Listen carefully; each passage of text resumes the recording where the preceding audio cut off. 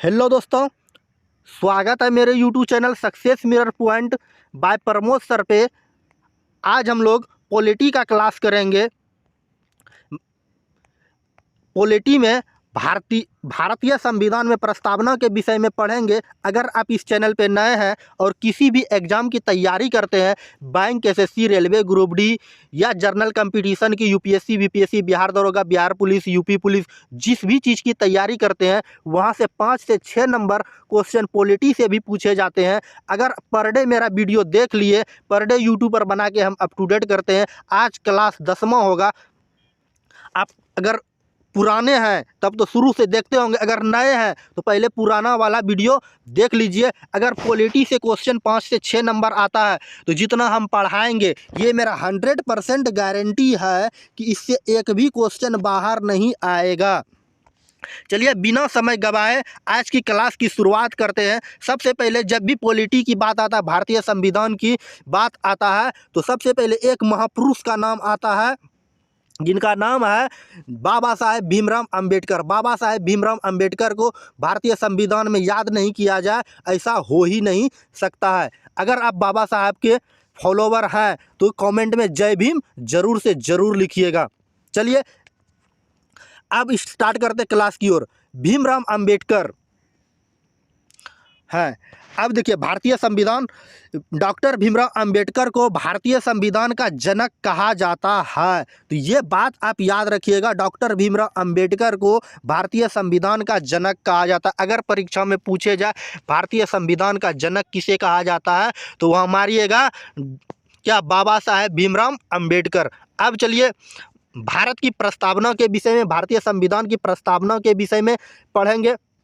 उनसे पहले कुछ शॉर्ट में कुछ बातें बता देते हैं। भारतीय संविधान की प्रस्तावना में स्पष्ट प्रावधान है कि भारत के लोगों को राजनीतिक न्याय भी दिलाने का संकल्प है। हमारा भारतीय संविधान में जो प्रस्तावना है वहाँ पर कहा गया राजनीतिक न्याय दिलाने का भी संकल्प है।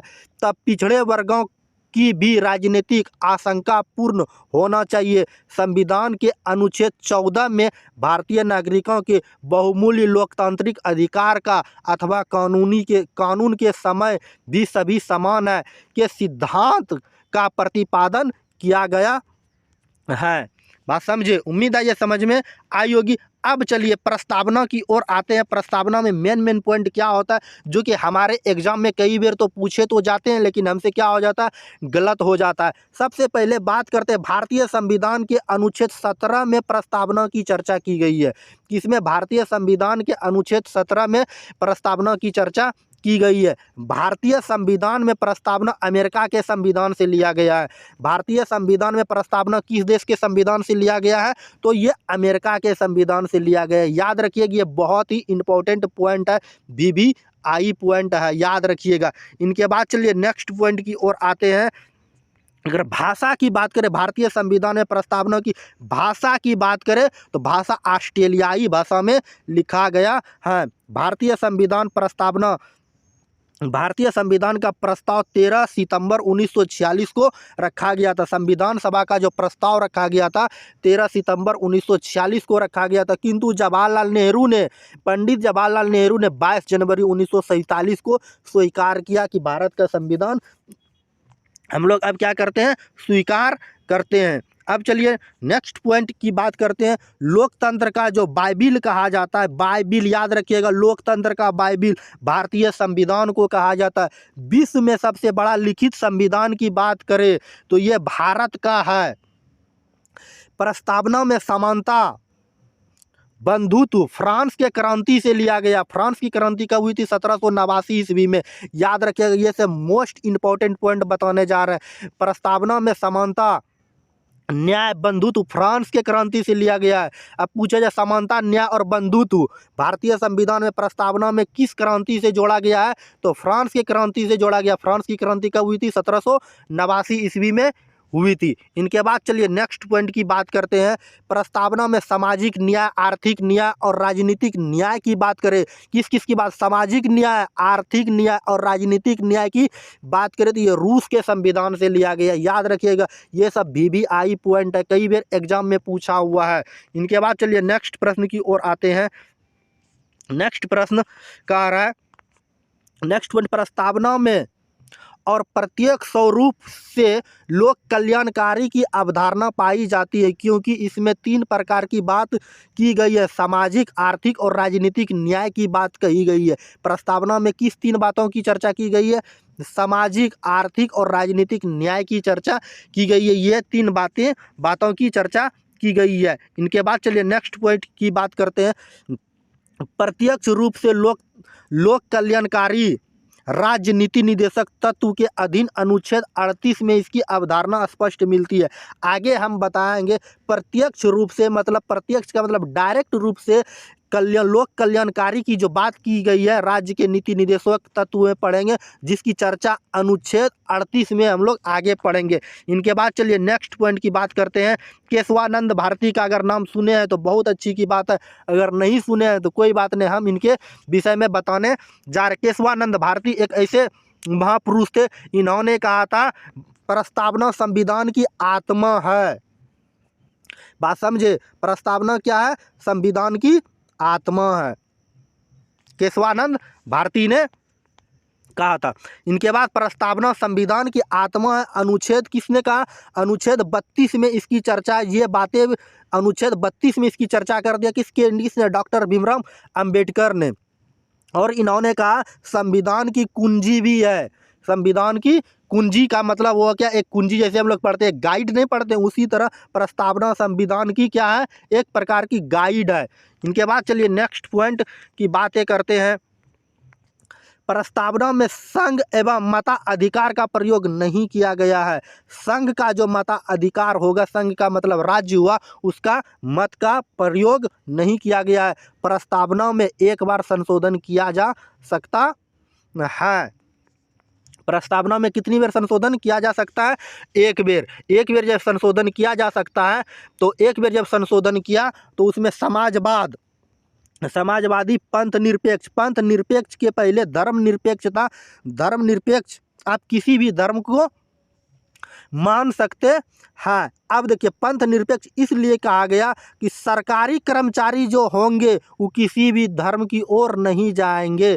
सरकारी गवर्नमेंट का अगर आप कोई भी काम करते हैं, आप स्कूल में अगर टीचर हैं, आप किसी भी धर्म का प्रचार नहीं करेंगे। इसके बाद कहा गया एकता और अखंडता की, एकता और अखंडता हम लोग अपने देश में बनाए रखेंगे। सब लोग, एकता का मतलब हुआ भाईचारा, मिलकर रहेंगे। अखंडता, हम अपने मातृभूमि को, अपने देश भारत से अलग नहीं होने देंगे। इनके बाद चलिए, अब प्रस्तावना की मेन पॉइंट बातें हो गया। अब नेक्स्ट पॉइंट प्रस्तावना के विषय में जानते हैं।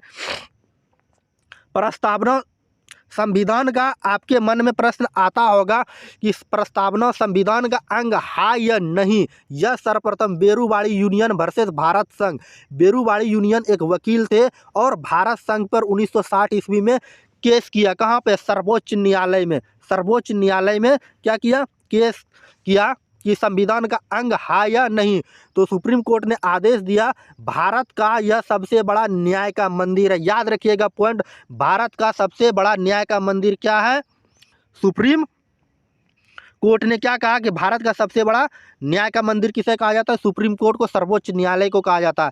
अब चलिए, जो केस किए थे उनके विषय में अब जानते हैं। बेरूवाड़ी यूनियन वर्सेस भारत संघ 1960 ईस्वी के विषय में जानते हैं। सुप्रीम कोर्ट ने आदेश दिया, सुप्रीम कोर्ट ने भाई क्या आदेश दे दिया, सुप्रीम कोर्ट ने निर्णय दिया कि प्रस्तावना संविधान का अंग नहीं है। क्या है, संविधान का अंग नहीं है, बल्कि संविधान निर्माताओं की सोच प्रकट करने की एक कुंजी है। वही बात कह दिया जो डॉक्टर भीमराव अंबेडकर ने कहा था, एक गाइडलाइन है भारतीय संविधान की, एक प्रस्तावना। ठीक, इनके बाद 2 नंबर पे केस आया, केशवानंद भारती वर्सेस केरल राज्य 1973 ईस्वी में। केशवानंद भारती वर्सेस केरल राज्य 1973 ईस्वी में प्रस्तावना सुप्रीम कोर्ट ने संविधान का अंग मान लिया। प्रस्तावना जो है क्या कर लिया, संविधान का एक अंग मान लिया। जब अंग मान लिया है तो अब क्या कहा गया, यदि संविधान की भाषा स्पष्ट रूप से स्पष्ट रूप हो तो इसके लिए प्रस्तावना की मदद ली जा सकती है, क्योंकि यह प्रस्तावना संविधान की आत्मा भी है। वही बात कहा जो इनसे पहले कहे थे।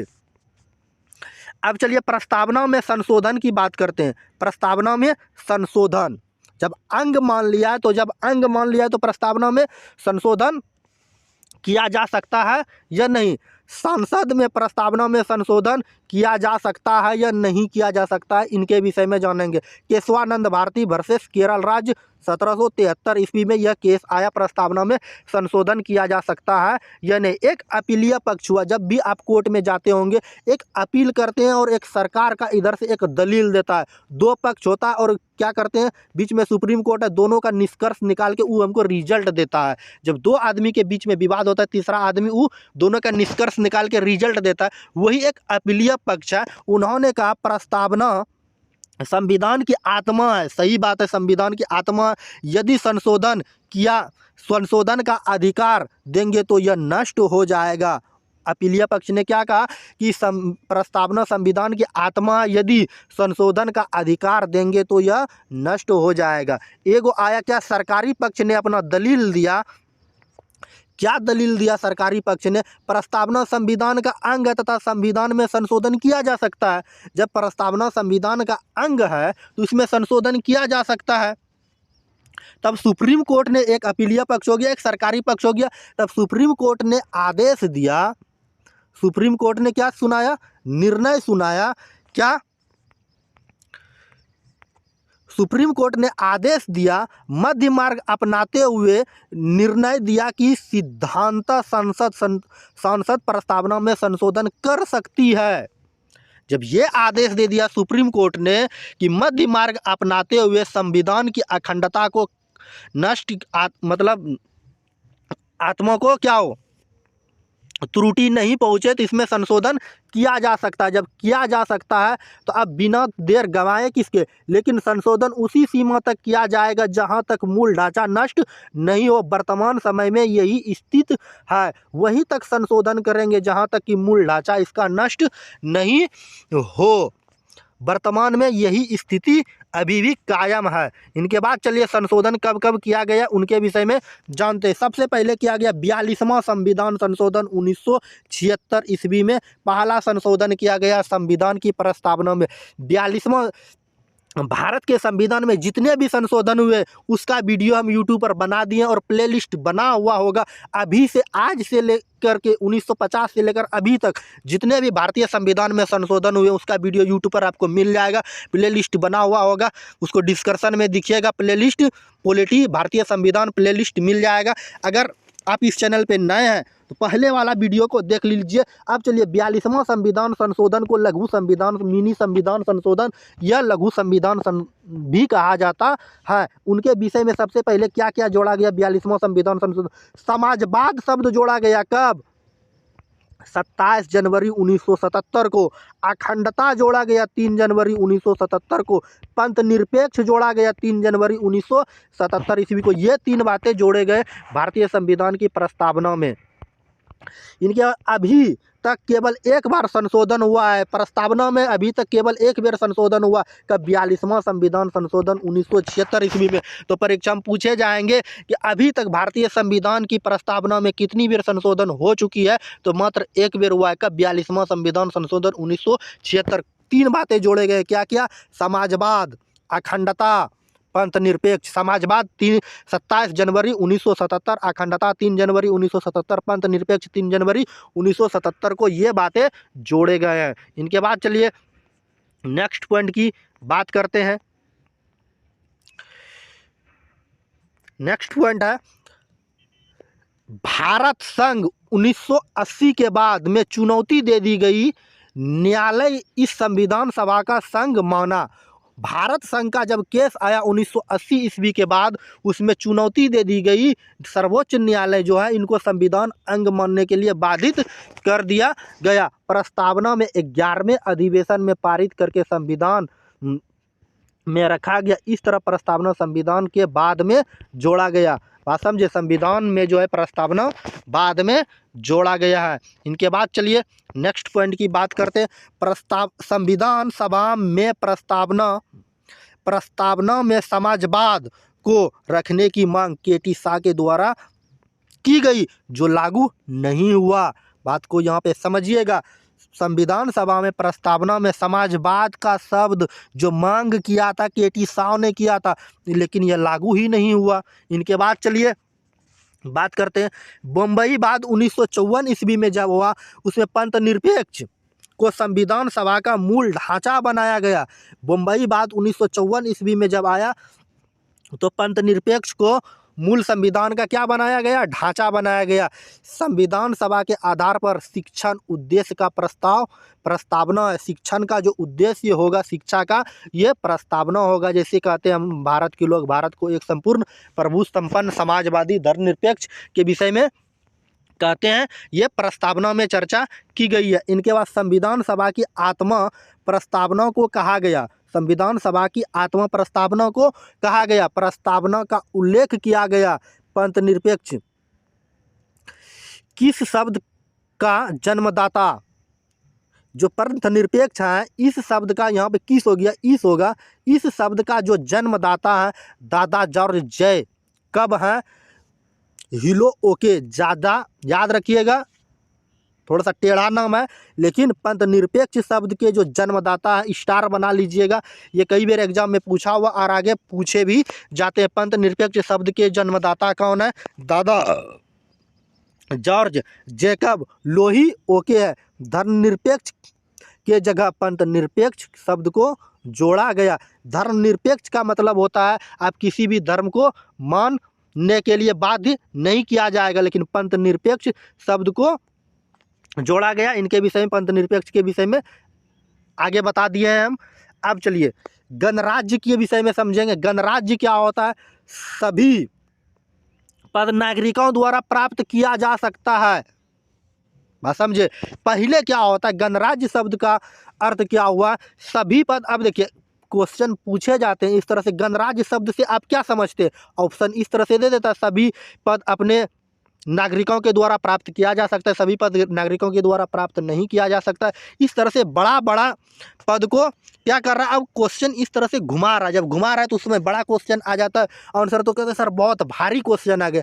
भारी नहीं आता, जब एक एक बातें आप संविधान का पढ़िएगा तो उससे ऑटोमेटिक आपका क्वेश्चन का आंसर निकलेगा, निष्कर्ष। तो बात को चलिए समझते हैं। गणराज्य का अर्थ होता है जितने भी भारत में पद है, सब पद नागरिक अपने से प्राप्त करेगा। कोई वंशा अर्थात वंशानुक्रम की परंपरा का अंत हो गया है। अगर कोई राजा था, राजा का बेटा राजा नहीं बनेगा। आप कोई भी पद जो है अपने से प्राप्त कर सकते हैं। जैसे बताते हैं, अगर आपके पिताजी राष्ट्रपति है तो आप राष्ट्रपति नहीं बन सकते, अपने से प्राप्त करना होगा जो इसकी योग्यता है। आपके पिताजी उपराष्ट्रपति है, अपने से आप प्राप्त कीजिएगा। राज्यपाल है, ये कोई भी व्यक्ति बन सकता है। राष्ट्रीय अध्यक्ष जनता के द्वारा प्रत्यक्ष और अप्रत्यक्ष रूप से निर्वाचित होगा। जितने भी बड़े बड़े पद हैं वो जनता चुनेंगे, नागरिक स्वयं बनाएंगे कि आखिर ये राष्ट्रपति कहाँ से आएगा, उपराष्ट्रपति कहाँ से आएगा, राज्यपाल कहाँ से आएगा। और राष्ट्रीय अध्यक्ष का जो चुनाव होगा, किसी का भी चुनाव अप्रत्यक्ष होता है और किसी का चुनाव अप्रत्यक्ष रूप से होता है। प्रत्यक्ष क्या होता है, जिसका चुनाव, जिसका वोट जनता डायरेक्ट देता है उसको प्रत्यक्ष कहते हैं। जैसे कि विधानसभा का सदस्य, लोकसभा का सदस्य, उसको क्या करता है, जनता डायरेक्ट वोट देता है। और इनडायरेक्ट का मतलब हुआ जैसे उपराष्ट्रपति का चुनाव हो गया, राष्ट्रपति का चुनाव हो गया, विधान परिषद का चुनाव हो गया। इस सब का जो चुनाव होता है वो प्रत्यक्ष रूप से किया जाता है, इनडायरेक्ट रूप से। अब चलिए नेक्स्ट पॉइंट की बातें करते हैं। नेक्स्ट पॉइंट है भारत, संयुक्त राष्ट्र अमेरिका, फ्रांस जैसे देशों में गणतंत्र है। भारत में, संयुक्त राष्ट्र अमेरिका में, फ्रांस में गणतंत्र की व्यवस्था की गई है, जबकि ब्रिटेन में ऐसी व्यवस्था नहीं है, क्योंकि यहाँ आनुवंशिक राजा परंपरागत पाई जाती है। ब्रिटेन में भी अभी तक आनुवंशिक राजा, पीढ़ी दर पीढ़ी राजा का बेटा ही राजा बनेगा। ऐसा परंपरा है। लेकिन भारत की बात करें, संयुक्त राष्ट्र अमेरिका की बात करें या फ्रांस जैसे देशों में बात करें, यहाँ गणतंत्र की व्यवस्था की गई है। तो गर्व कीजिए कि हम लोग भी भारतीय हैं। इनके बाद नेक्स्ट पॉइंट की बात करते हैं। कनाडा और ऑस्ट्रेलिया का राष्ट्रपति ब्रिटेन का राजा होता है। बात समझिए, कनाडा और ऑस्ट्रेलिया का जो राजा होता है, कनाडा और ऑस्ट्रेलिया का जो राजा होता है, अभी भी ब्रिटेन का क्या होगा? राजा होगा। मेन राष्ट्रपति जो होगा ब्रिटेन का मेन मालिक होगा। अब चलिए, 22वां संविधान संशोधन को लघु संविधान संशोधन कहा गया, 32वां संविधान संशोधन को क्या कहा गया? लघु संविधान संशोधन कहा गया।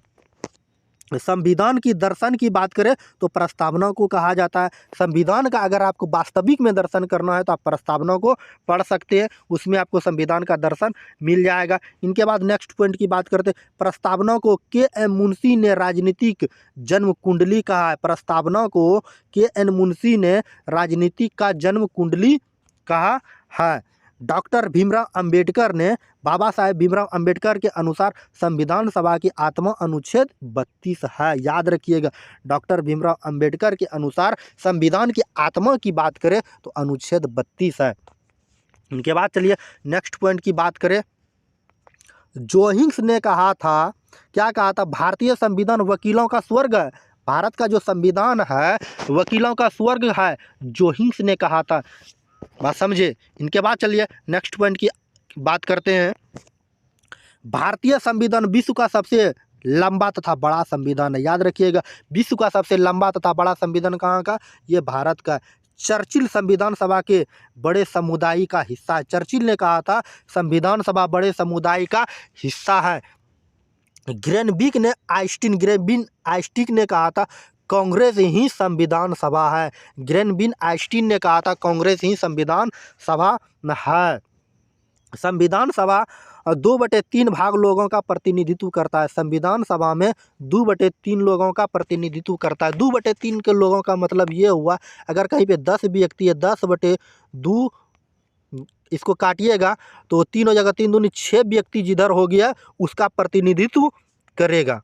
इनके बाद चलिए नेक्स्ट पॉइंट की बात करते हैं कि जब हमारा देश आज़ाद हुआ उस समय देसी रियासत की बात करें तो 552 थी। आज़ादी के बाद कितना हो गया?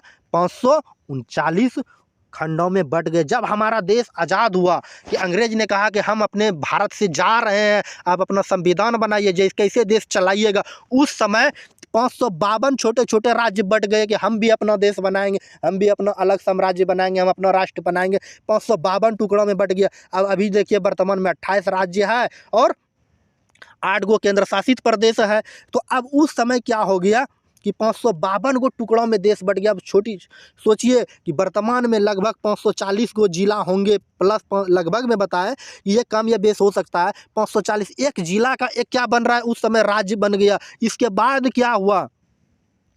539 गो एक साथ में रहा। 500 मतलब 3 गो जो है अलग हो गया।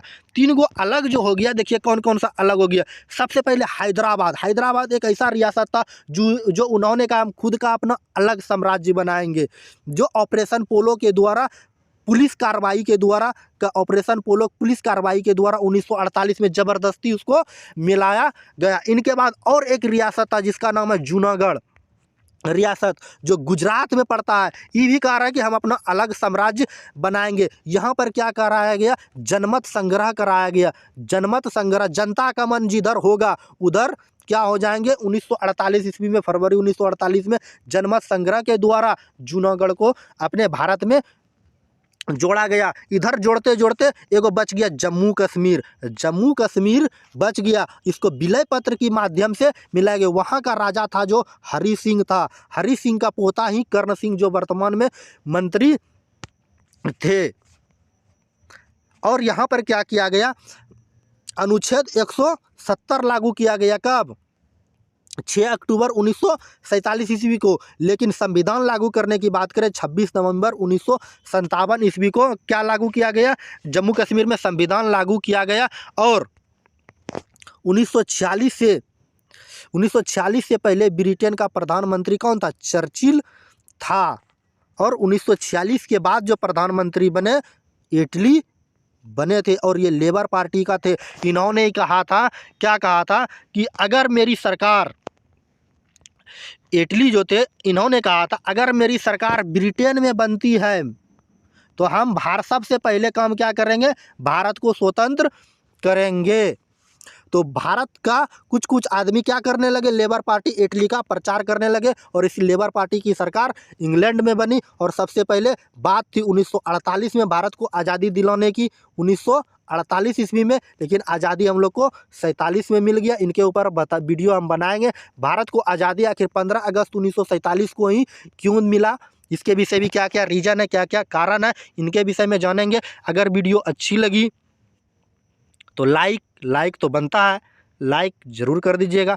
लाइक करने के बाद हमारे प्यारे से छोटे से यूट्यूब चैनल को सब्सक्राइब कर लीजिएगा। सब्सक्राइब करने के बाद बेल आइकन का घंटी दिखेगा, उसको ज़रूर दबाइएगा। घंटी दबाने के बाद अगर आप फेसबुक पेज पे देख रहे हैं वहाँ फॉलो ज़रूर कीजिएगा। अगर अपने दोस्तों के बीच व्हाट्सएप ग्रुप में या टेलीग्राम में या फेसबुक पे आप जो भी चलाते हैं, जो भी एप्लीकेशन चलाते हैं, ट्विटर पे अगर शेयर करना चाहते हैं तो शेयर ज़रूर कर दीजिएगा। और शेयर करने के बाद और हम आपसे रिक्वेस्ट करते हैं कि अगर आप इसका पीडीएफ चाहते हैं तो हमारे Telegram channel success mirror point by Pramod sir पे ज्वाइन करके वहां से आप पीडीएफ भी प्राप्त कर सकते हैं, ताकि आपको बार बार वीडियो देखने का ज़रूरत नहीं पड़े और उसको आप रीडिंग मार सकें। चलिए आज की क्लास को यहीं समाप्त करते हैं, मिलते हैं नेक्स्ट वीडियो में नेक्स्ट टॉपिक के साथ। जय हिंद, जय भारत, ओके, बाय बाय।